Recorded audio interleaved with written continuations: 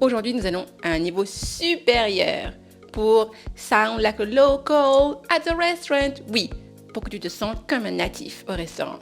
Au-delà du vocabulaire de base que nous avons étudié hier, nous allons étudier des phrases et des tournures plus naturelles qu'utilisent les anglophones au restaurant. Alors, pour commander, on pourra dire I'll go for the steak.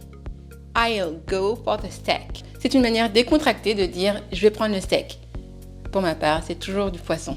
Et puis vous pourriez dire Could I have the pasta, please? C'est une manière polie et courante de commander des pâtes. Et vous remarquez qu'en français, des pâtes, c'est pluriel, alors qu'en anglais, c'est le singulier. Et si vous voulez demander l'avis du serveur, la question à poser, c'est What do you recommend? Et maintenant, pour exprimer tes préférences. Can I get it without onions? Pour enlever un ingrédient. I'd like it medium rare, please. Ça, c'est pour la cuisson de la viande. Et enfin, pour demander l'addition, version American English, ce sera Could we get the check, please? Et en version British English, ce sera Could we have the bill, please? Et le petit bonus de la fin, si tu veux remercier le serveur d'un bon service, tu pourras lui dire That was delicious, thank you. Ou encore Everything was perfect.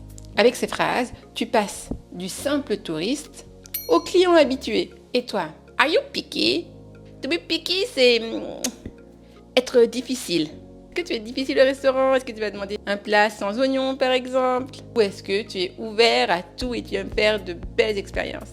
Let me know in the comments.